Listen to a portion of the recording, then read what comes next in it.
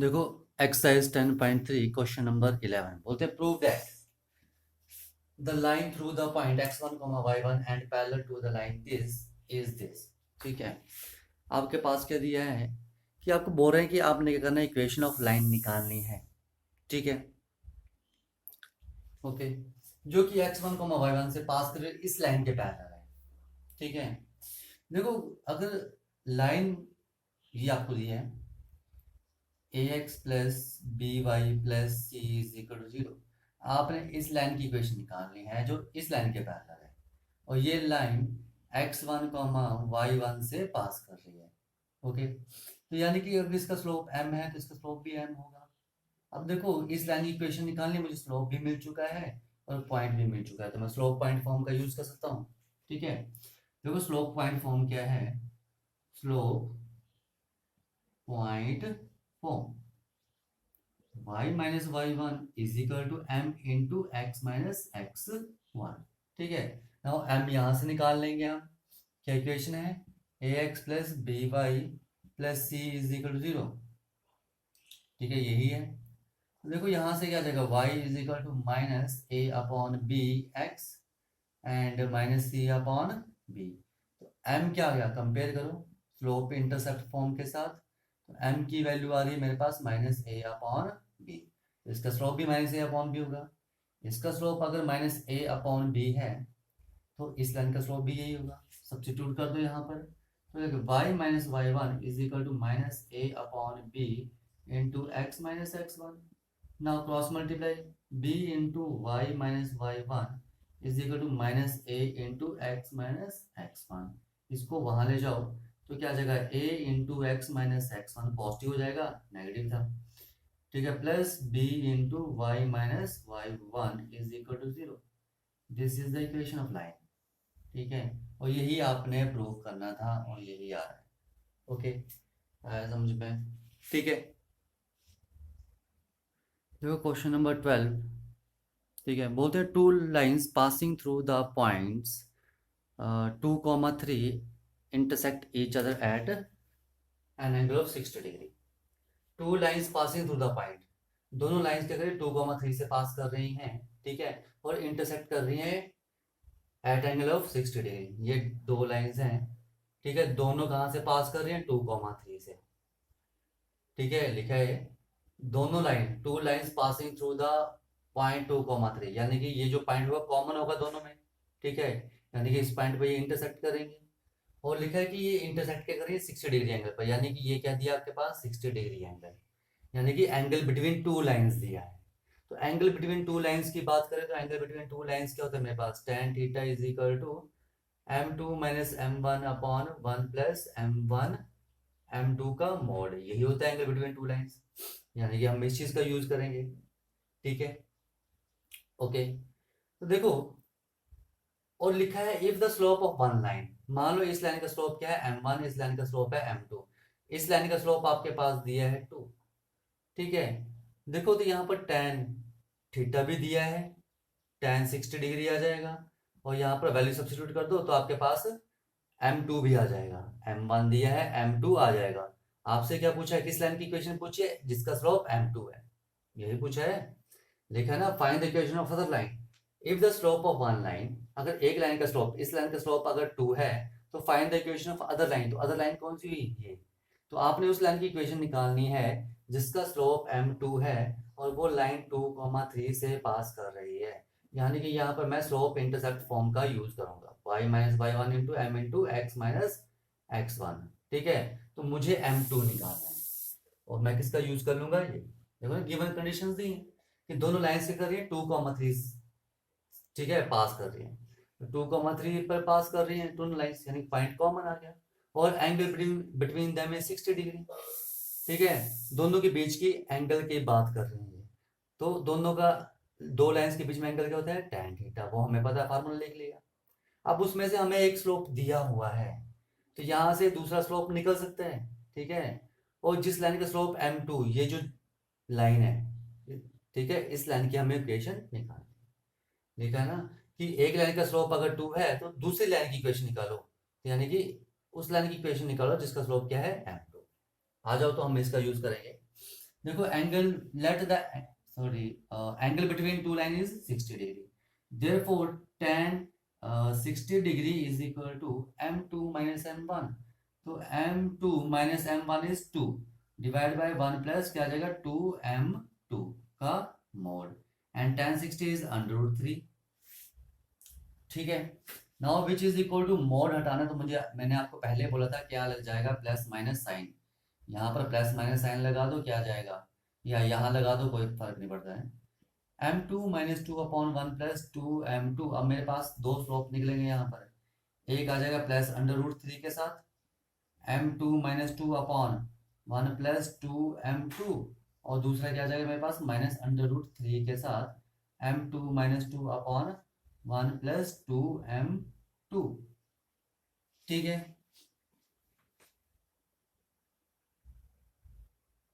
1 plus 2m2 cross multiply करो क्या आएगा √3 plus 2 √3 m2 is equal to m2 minus 2। ठीक है, एम वाई टर्म्स इकट्ठी करो, दूसरी टर्म्स इकट्ठी कर लो।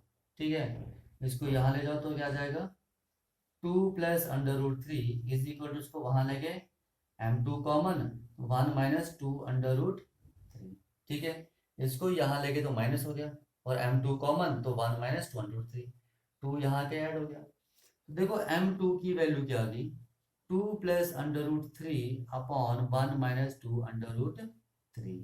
अब इसे सॉल्व करना है, देखो क्या आ जाएगा -√3 -2 √3 m2 is equal to m2 minus 2, इसको वहां ले जाओ, इसको यहाँ ले जाओ, 2 minus √3 is equal to m2 common, तो क्या आ जाएगा 2 √3 प्लस 1। ठीक है, तो क्या आ गया 2 माइनस √3 अपॉन, ठीक है 2 √3 plus 1 is equal to m2।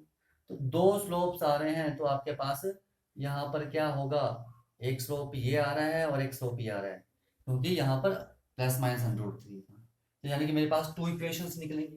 ठीक है, आ जाओ वो टू इक्वेशंस निकालते हैं। ठीक है, तो हम यहाँ पर क्या करेंगे स्लोप इंटरसेप्ट फॉर्म का यूज करेंगे। ठीक है, देखो तो क्या आ जाएगा, ठीक है जब m2 2 प्लस √3 अपॉन 1 माइनस 2 √3 होगा, तो इक्वेशन ऑफ लाइन क्या होगी y माइनस y1 इज 3। ठीक है, is equal to m2 plus √3 upon 1 minus 2 √3 into x minus 2। तो क्या आ जाएगा क्रॉस मल्टीप्लाई कर लो, तो 1 माइनस 2 √3 y, ठीक है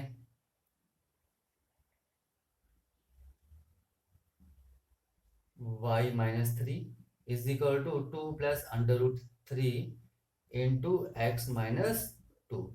तो देखो क्या आ जाएगा 1 माइनस 2 √3 y इकट्ठा रखो, और -3 से मल्टीप्लाई किया y से मल्टीप्लाई किया गया, -3 से मल्टीप्लाई किया तो क्या आएगा -3 प्लस 6 √3, यही आएगा, and which is equal to क्या आ जाएगा 2 plus √3 into x minus 4 minus 2 √3। ठीक है, तो देखो ठीक है, तो क्या गया इसको यहां ले जाओ, तो 1 minus 2 √3 y minus 2 plus √3 into x, इसको यहाँ ले गए और ये यहाँ ले जाओ, -3 वहां जाके प्लस हो जाएगा तो क्या आ जाएगा -1, और ये वहां जाके माइनस हो जाएगा तो क्या आ जाएगा -8 √3। ठीक है, ये चीज है समझ में। ठीक है, अब देखो मैं क्या कर रहा हूँ, ये भी इसका आंसर है। ठीक है, अगर मैं माइनस कॉम में ले लूँ यहाँ से, तो ये क्या हो जाएगा 2 √3 -1 इंटू वाई, मैंने माइनस कॉमन लिया यहाँ से, तो ये पॉजिटिव ये नेगेटिव। ठीक है, ये positive 2 plus √3 into x, minus common ले ले दोनों से, यहाँ से माइनस कॉमन ले ले दोनों से, तो क्या है -1 सॉरी 1 प्लस 8 √3, माइनस से माइनस कट गया, तो नेक्स्ट स्टेप में क्या आ जाएगा आपके पास, ठीक है नेक्स्ट स्टेप में क्या आ जाएगा आपके पास ये आ जाएगा। ठीक है, तो this is the equation of line, ये आई मेरे पास अभी एक इक्वेशन। ठीक है, जब मेरे पास स्लोप ये था। ठीक है, अब मेरे पास ये स्लोप होगा तो क्या इक्वेशन होगी, ठीक है। ओके, अब इस स्लोप को लेकर इक्वेशन निकालते हैं, ठीक है। मैं इसे रफ कर दूं, ठीक है, आ जाओ। क्योंकि दो स्लोप्स आए तो टू इक्वेशंस आएंगी, एक इक्वेशन तो हमने निकाल ली, ठीक है।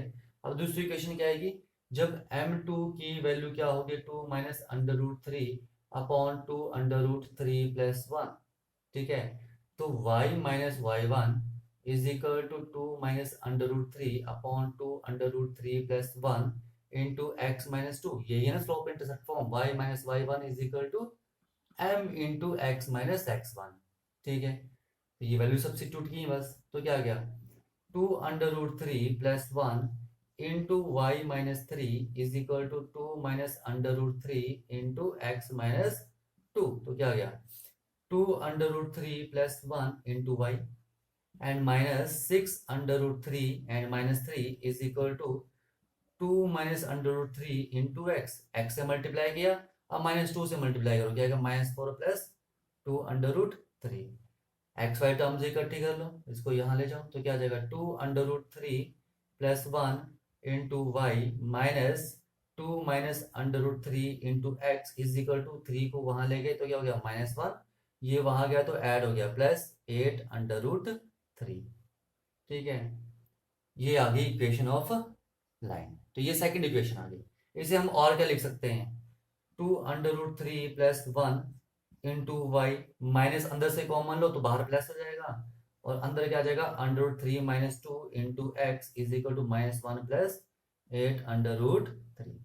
तो ये आ गई मेरे पास सेकंड इक्वेशन ऑफ लाइन, ठीक है। तो ये चीज हमें ध्यान ध्यान रखनी है, अगर मोड है तो प्लस माइनस के साथ आएगा, ठीक है। और यहाँ पर टू स्लोप्स निकलेंगे, ठीक है, टू स्लोप्स निकलेंगे तो यहाँ पर मेरे पास टू इक्वेशन आएंगे, ओके, ठीक है।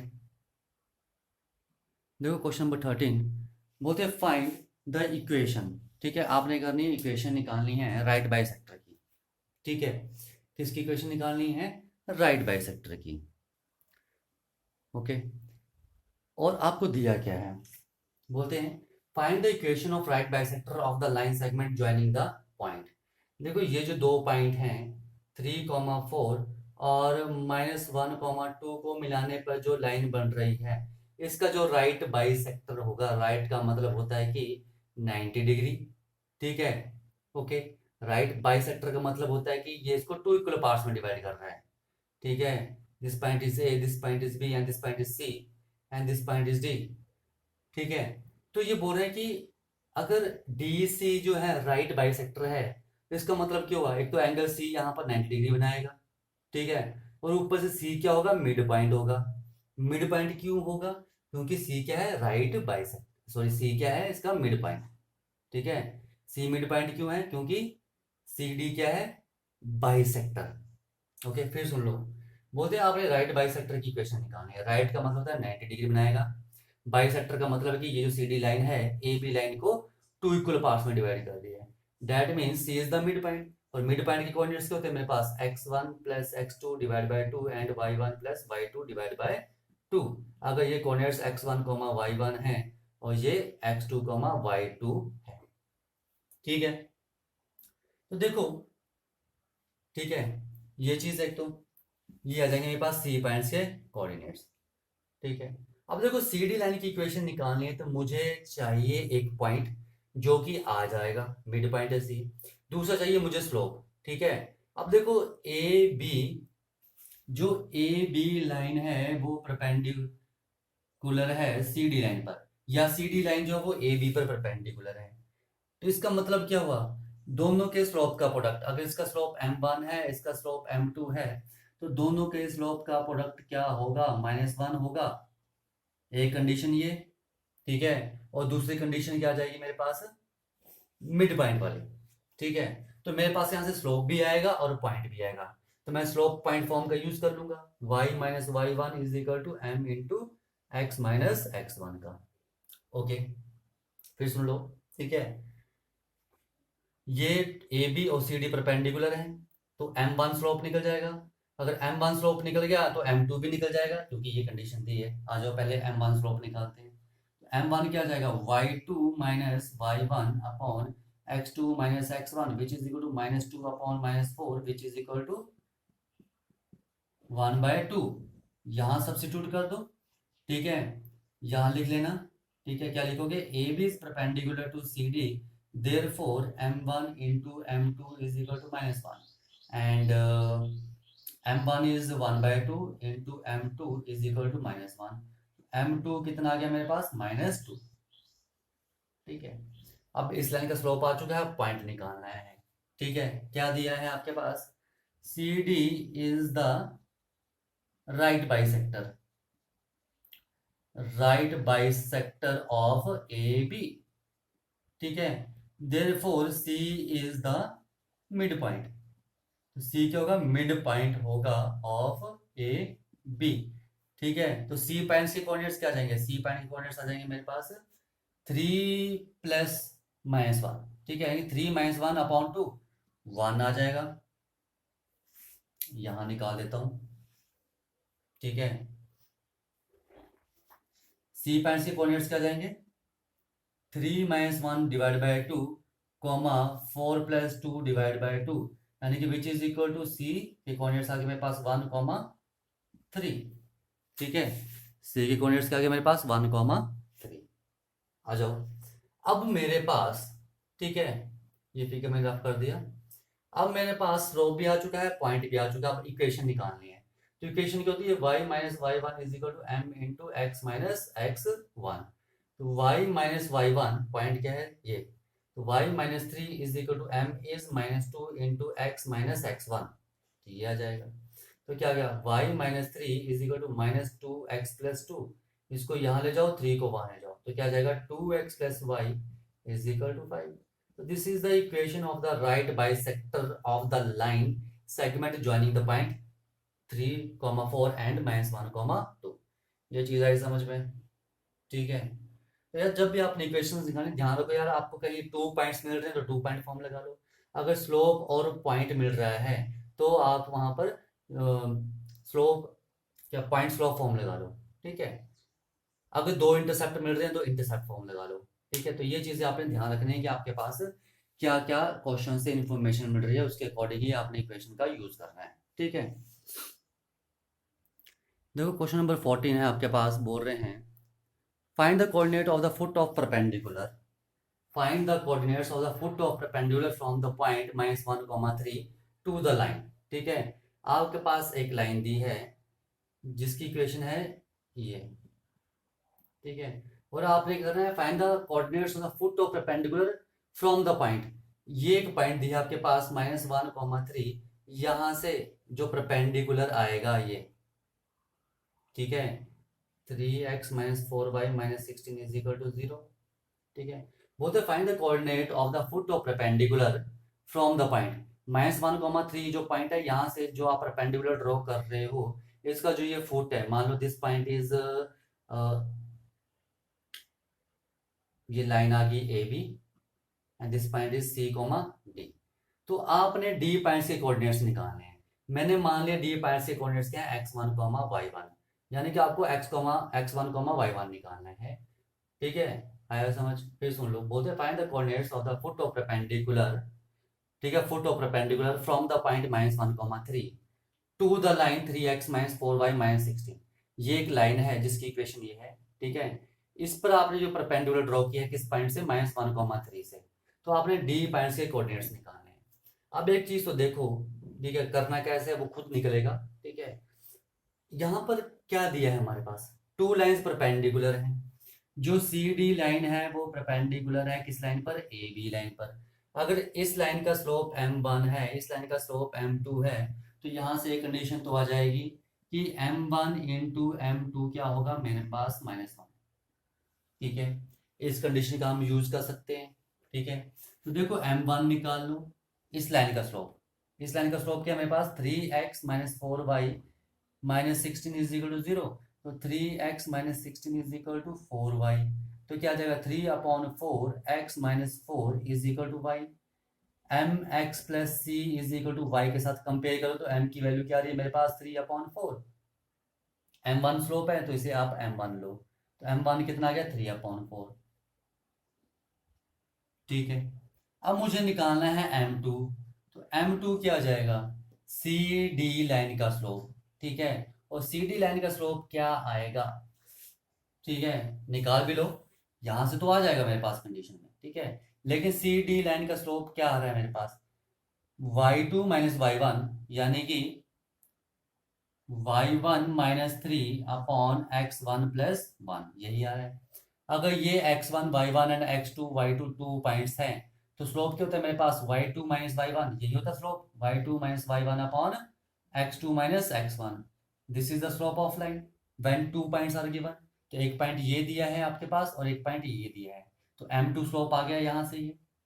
ठीक है, अब इस कंडीशन का यूज हम यहाँ करेंगे, तो क्या आ जाएगा, 3/4 into m2 y1 minus 3/x1 + 1 is equal to -1।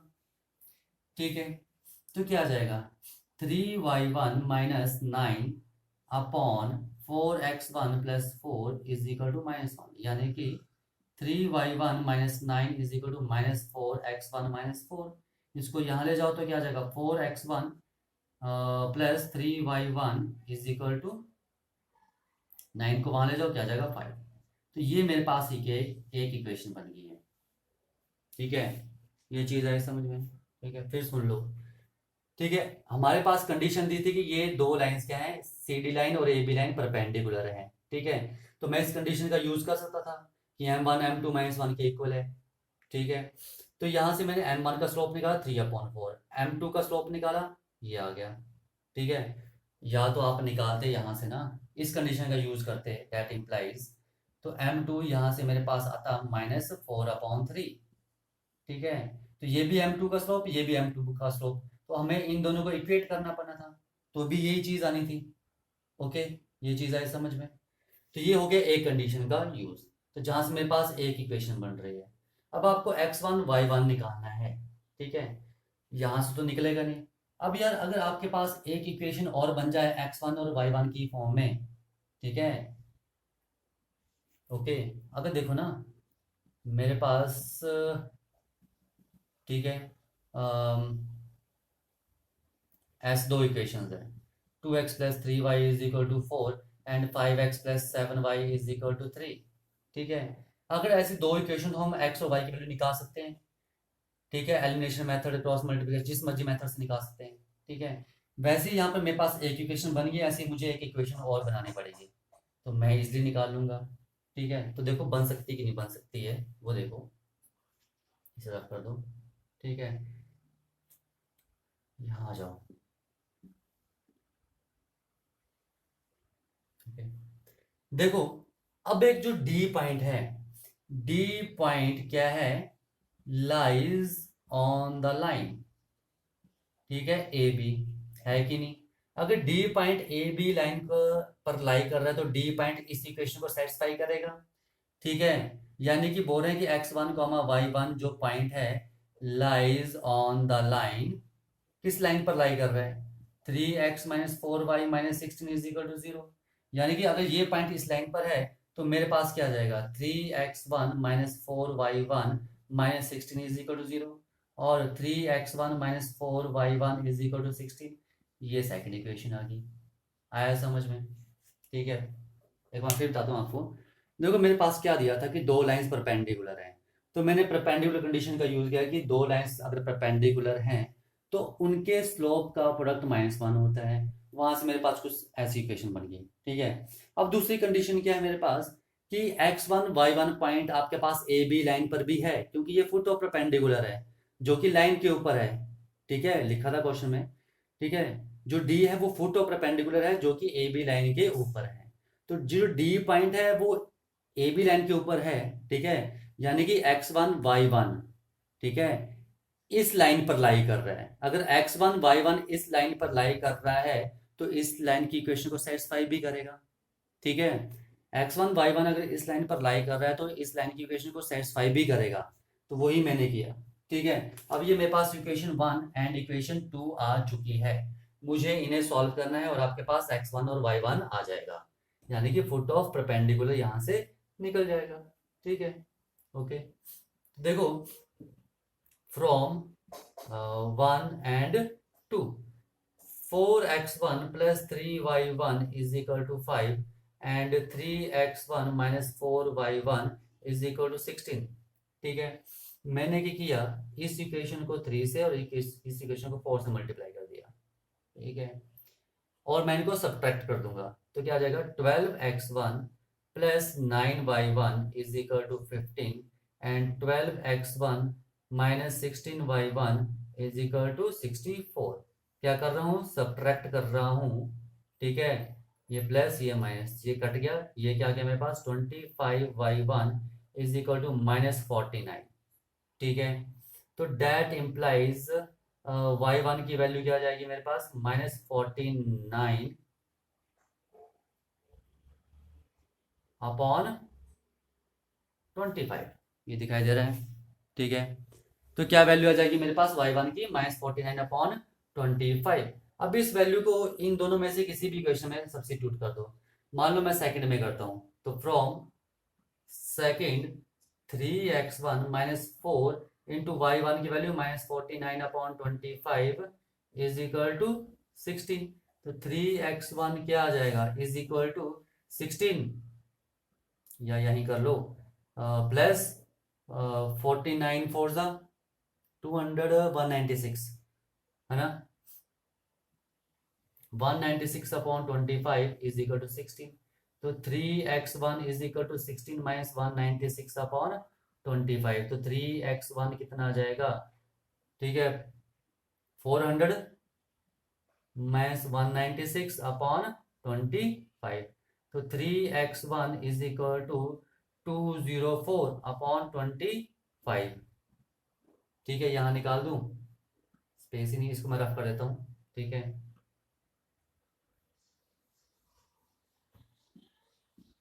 ठीक, तो मेरे पास क्या आ जाएगा, x1 is equal to 204 upon 3 into 25, ये आ रहा है। ठीक है, विद नेगेटिव साइन है ये। तो मेरे पास x1 की वैल्यू क्या जा रही है मेरे पास, माइनस 68 अपॉन 25। ठीक है, तो फुट ऑफ परपेंडिकुलर क्या आ जाएगा, फुट ऑफ परपेंडिकुलर। ठीक है, क्या था, x1 कोमा y1, तो x1 is minus 68 upon 25 and y1 is minus 49 upon 25। Okay, तो ये आ गया आपके पास फुट ऑफ परपेंडिकुलर। ठीक है, ओके, ये माइनस नहीं प्लस ही आएगा क्योंकि 400 बड़ा है, माइनस कहाँ से लिख दिया हमने।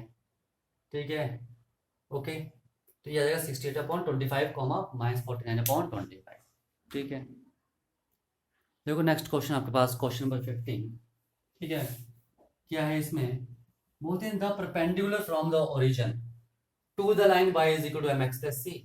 ठीक है, मान लो y is equal to M X plus C की ये इक्वेशन है, y is equal to M X plus C, origin से इस लाइन पर परपेंडिकुलर। ठीक है, 0,0 कोऑर्डिनेट्स होंगे, मीट एट पॉइंट -1,2 जो कि -1,2 पॉइंट पे मिल रहा है। ठीक है, ये रफ फिगर था, ये पॉइंट आएगा आपके पास यहाँ पर, लाइन की लाइन यहाँ होगी। ठीक है, तो रफ फिगर क्या आ गया मेरे पास, एक रफ फिगर आ गया इसका, ये लाइन थी y is equal to M X plus C. ठीक है, जिस पर एक परपेंडिकुलर ड्रॉ किया है, कहाँ से, ओरिजिन से ड्रॉ किया है, जो इस लाइन को मीट कर रहा है कहाँ पर, -1,2 पर। ठीक है, तो आपने एम और सी की वैल्यू निकालनी है। ये मेरे पास एक रफ फिगर बन चुका है। ओके, फिर सुन लो, लिखा है फाइंड, नहीं, the perpendicular from the origin. ये जो परपेंडिकुलर है ओरिजिन से, ओरिजिन के कोऑर्डिनेट 0,0, यहाँ से जो परपेंडिकुलर है to the line y is equal to M X plus C, इस लाइन पर। ठीक है, मीट्स इट एट पॉइंट -1,2। तो ये जो परपेंडिकुलर है ये इस लाइन को -1,2 पर मीट कर रहा है, यानी कि ये पॉइंट। ठीक है, this is A B C and D. तो डी पॉइंट्स के कोऑर्डिनेट्स मेरे पास दिए हैं, तो आपने एम और सी निकालना है। ठीक है, देखो एम और सी निकालना है, सिंपल सी चीज है।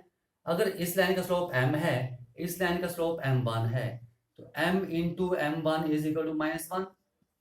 इस कंडीशन का यूज करूं तो मेरे पास m निकल सकता है, क्योंकि m1 आ जाएगा। m1 निकालने में कोई प्रॉब्लम नहीं है, क्योंकि मेरे पास 2 पॉइंट्स गिवन है। ठीक है, तो देखो m1 क्या आ जाएगा, m1 ठीक है, तो लिख भी लेना यहाँ पर, let m1 is the slope of line CD।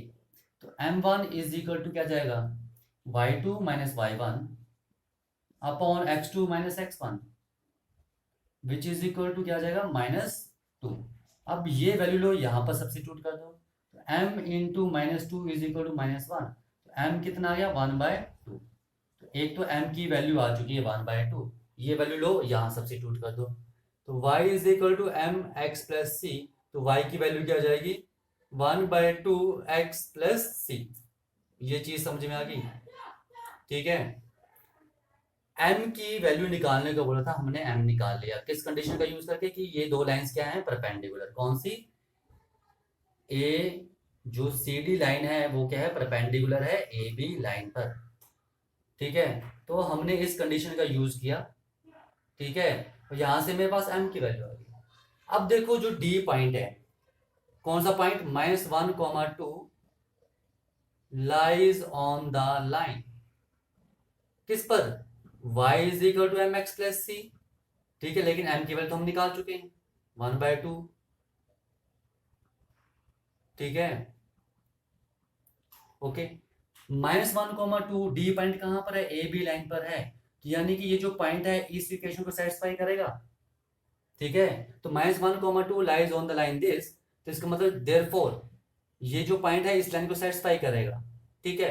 तो y की वैल्यू क्या है मेरे पास, 2 इज इक्वल टू 1/2, x की वैल्यू क्या है मेरे पास, -1 एंड प्लस सी, तो क्या गया, 2 इज इक्वल टू -1/2 प्लस सी, ये वहां गया तो प्लस हो गया, तो क्या आ गया, 5/2 इज इक्वल टू सी, ठीक है। तो देखो मेरे पास m की वैल्यू 1/2 आ गई और c की वैल्यू m/2 आ गई, आया समझ में, ओके। देखो क्वेश्चन नंबर 16 क्या है, बोलते हैं if p and q are the length of perpendiculars from the origin to the line this and this. p and q are the length, यानी कि दो लेंथ दी है, मैं इसके अलग अलग फिगर बना रहा हूँ दोनों, ठीक है। ये मेरे पास क्या है, एक लाइन है जिसकी इक्वेशन आ गई x cos theta minus y sin theta is equal to k cos 2 theta. इस लाइन पर परपेंडिकुलर है, ठीक है, कहां से, ओरिजिन से, जिसकी लेंथ क्या है p, ठीक है। और इसी ओरिजिन से परपेंडिकुलर है इस लाइन पर, ठीक है, जिसकी लेंथ है q और जिसकी इक्वेशन है मेरे पास क्या है, x, सीधा लिखता हूं, ठीक है, x सीकेंड थीटा, सॉरी यहां नहीं आ रहा है, तो x secant theta plus y cosecant theta is equal to k, ठीक है। ये लिखा ना, if p and q are the length of the perpendicular, p and q are the length of perpendicular from the origin, origin से to the line this, p इस पर perpendicular है and q इस लाइन पर perpendicular है, ठीक है, respectively prove that p square plus 4q square is equal to k, निकालना है k स्क्वायर के, प्रूफ करना है, ठीक है। तो देखो पहले तो मुझे यहां से p और q निकालना पड़ेगा। देखो हमने किया था, अगर हम x1 y1 से जर्नल इक्वेशन होती है मेरे पास ax plus B Y plus C zero zero पर परपेंडिकुलर ड्रॉ करते हैं, तो ये d की वैल्यू क्या थी हमारे पास, ax1 plus by1 plus c upon under root of a square plus B square, यही आती थी, ठीक है। तो देखो इसे मैं जनरल फॉर्म में कन्वर्ट कर लेता हूँ, इसको यहां ले गए तो माइनस हो गया विच इज इक्वल टू 0, ठीक है। के को मैं इस तरफ ले गया, ये माइनस थीटा है, ये थीटा है, के को यहां ले गया तो माइनस के इज इक्वल टू 0, ये आ गया, ठीक है। आ जाओ, कैसा था, x के साथ जो है ax1 plus by1 plus C, तो 0 इंटू कॉस थीटा 0, ठीक है। p की वैल्यू क्या आ जाएगी, ठीक है, 0 इंटू कॉस थीटा, x1 क्या है यहाँ पर, ये x1 है, ये y1 है, ये a ये है, ठीक है, ये देखो x a plus Y B plus C is equal to 0, यानी कि ax, सीधा लिख लो, ax plus B Y plus C is equal to 0। Compare करो a की वैल्यू कॉस थीटा, तो a into zero, cos theta into zero, zero, plus minus sine theta into zero, zero, plus C की value क्या, minus k cos two theta का modulus divide by A square plus B square, यानी कि cos के theta plus minus sine theta का square का under root. ठीक है, now which is equal to क्या आ जाएगा, k cos two theta divide by this is one, नीचे तो वन आ जाएगा, तो p की वैल्यू क्या आ चुकी है मेरे पास, के कॉस टू थीटा। ओके, अब मुझे q निकालना है, तो q इज इक्वल टू, ठीक है, क्या आ जाएगा, zero into secant theta zero, plus zero into cosecant theta zero, and plus C यानी कि माइनस के का modulus divide by A square plus B square, यानी कि secant square theta plus cosecant square theta का under root, ये आ जाएगा, यही आएगा। ठीक है, क्योंकि यहाँ ए क्या है, सेकेंड थीटा, बी क्या है, कॉसिकेंट थीटा। अब इसे सॉल्व कर लेते हैं, मैं साइड में कर देता हूँ, फिर यहाँ लिख लूंगा। तो देखो क्या है मेरे पास, secant square theta plus cosecant square theta, ठीक है, which is equal to one by cos square theta plus one by sine square theta, and which is equal to क्या जाएगा, sine square theta plus cos square theta divide by cos square theta sine square theta, यानी कि क्या जाएगा, one upon sine square theta and cos square theta. ठीक है, यही आएगा। देखो क्या जाएगा, q is equal to k upon one upon sine square theta and cos square theta का under root, and which is equal to k upon one upon sine theta cos theta, ये ऊपर चल जाएगा, तो q की value क्या आ गई, के sine theta and cos theta, यही आ रही है। आ जाओ आगे सॉल्व कर लेते हैं, इसे रफ कर दूं, चल रहने दो, यहाँ करते हैं सॉल्व।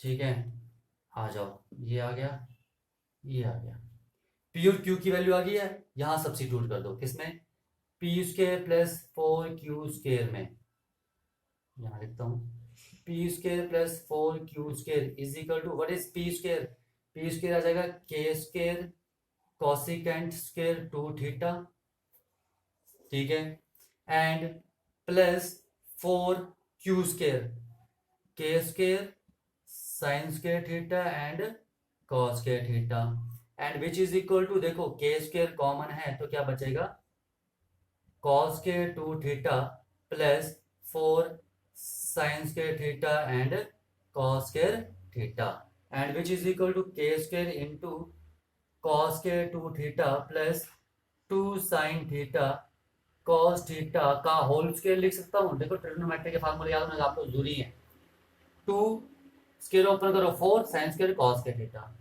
ठीक है, तो k square into cos square two theta plus this is sine two theta, तो साइन स्क्वायर टू थीटा, ये क्या गया, cos square two theta plus sine square two theta, one, किसके इक्वल आ जाएगा, तो के स्क्वायर के, तो ये लिया और हमने ये प्रूव कर दिया, हेंस प्रूव।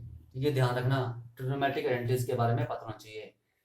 ठीक है, cos square theta plus sine square theta, बस एंगल चेंज है, यहाँ टू थीटा है, तो ये भी क्या होगा मेरे पास, वन के इक्वल होगा। ओके,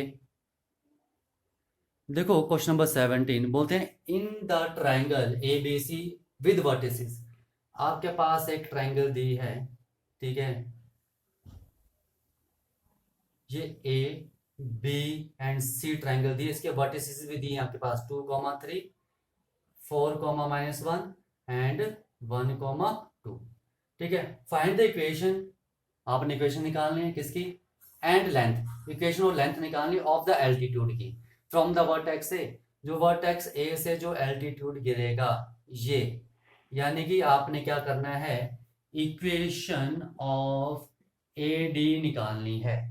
ठीक है, तो ए डी इक्वेशन निकालने के लिए एक तो स्लोप चाहिए, इसका स्लोप अगर आप m1 मान लो तो m1 चाहिए, और पॉइंट x1, y1 चाहिए, जो कि दिया है 2,3, तो 2,3 दिया है, तो m1 तो निकल सकता है, कैसे, बी सी जो लाइन है और AD लाइन परपेंडिकुलर है, अगर BC लाइन का स्लोप जो है मेरे पास M2 है, तो दोनों का प्रोडक्ट -1 हो जाएगा, और M2 तो मैं निकाल सकता हूँ, तो AD लाइन की इक्वेशन निकालने में कोई प्रॉब्लम नहीं है। ठीक है, तो सबसे पहले तो हम निकालते हैं slope of BC which is equal to M2 and क्या जाएगा y2 minus y1 upon x2 minus x1। ठीक है, इसे मैंने x1 y1 माना, इसे मैंने x2 y2 माना, आप इसे भी x1 y1 इसे x2 y2 मान सकते हो, मर्जी है। ठीक है, तो क्या जाएगा 2 माइनस -1 एंड 1 -4, क्या जाएगा 2 + 1 3 upon -3 which is equal to -1। अब क्या है आपके पास, जो AD लाइन है वो परपेंडिकुलर है BC पर, एल्टीट्यूड है, तो देयरफॉर M1 इंटू M2 का प्रोडक्ट क्या आएगा -1, एंड M1 और M2 क्या है -1 इज इक्वल टू -1, तो M1 की वैल्यू क्या आ गई 1। अब M1 आ चुका है तो इस लाइन की इक्वेशन निकालनी है मुझे। ठीक है, तो आ जाओ, इक्वेशन ऑफ एल्टीट्यूड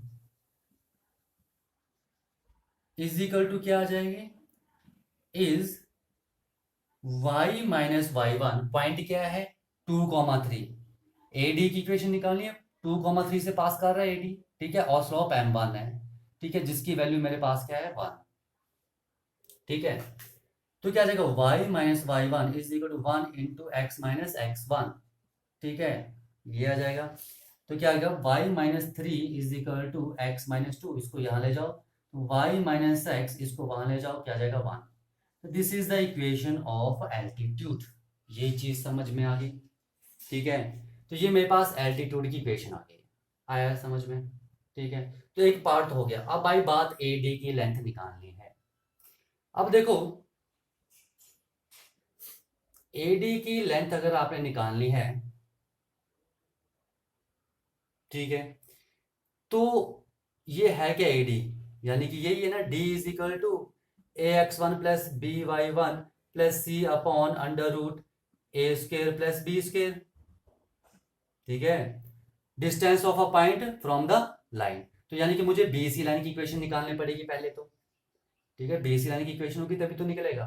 ठीक है, आ जाओ, इक्वेशन ऑफ BC क्या आ जाएगी, 2 point form y2 minus y1। ठीक है, तो y2 माइनस क्या होती है, पहले तो y2 minus y1 upon x2 minus x1 is equal to y minus y1 upon x minus x1, यही होती है।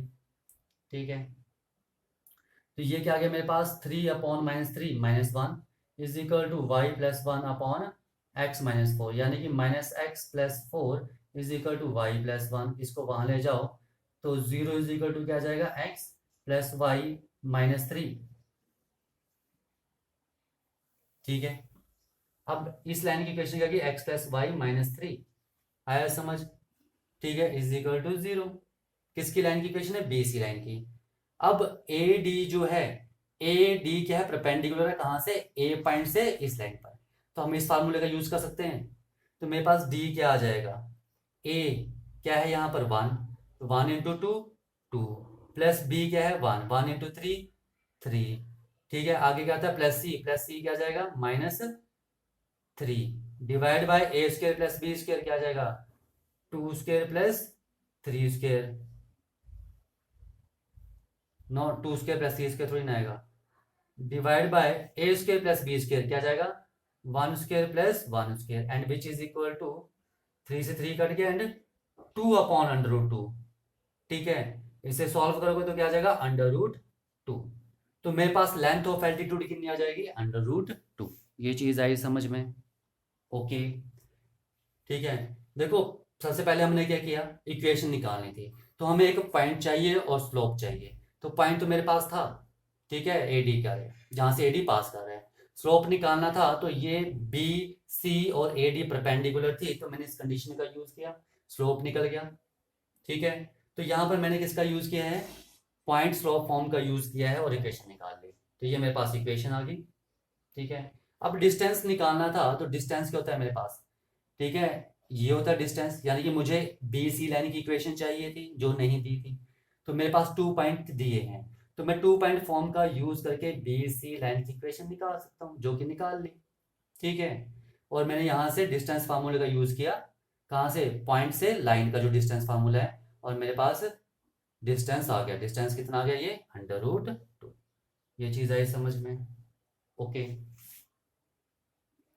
देखो क्वेश्चन नंबर 18 बोलते हैं if P is the length of perpendicular from the origin to the line whose intercepts on the axis are A and B।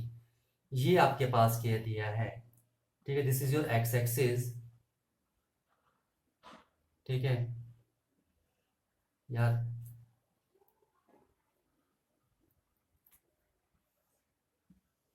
ये आपके पास x axis है, ये आपके पास वाई एक्सिस है, ओरिजिन, ठीक है। बोलते हैं P is the length of perpendicular from the origin, origin से परपेंडिकुलर है टू द लाइन, उस लाइन पर जिसके इंटरसेप्ट क्या है, A एंड B। ये लाइन कट कर रही है, इसका इंटरसेप्ट क्या है, A, यानी कि ये डिस्टेंस है, ये डिस्टेंस B, ठीक है। यानी कि इस पॉइंट के कोऑर्डिनेट्स A, 0 और इस पॉइंट के कोऑर्डिनेट 0, B, ठीक है। ओरिजिन से इस लाइन पर जो परपेंडिकुलर है उसकी लेंथ मेरे पास क्या दी है, P दी है, ठीक है। तो आपने ये शो करना है, ओके, ठीक है। फिर सुन लो, बोलते हैं P is the length of perpendicular from the origin to the line whose intercepts on the axis are A and B, ठीक है।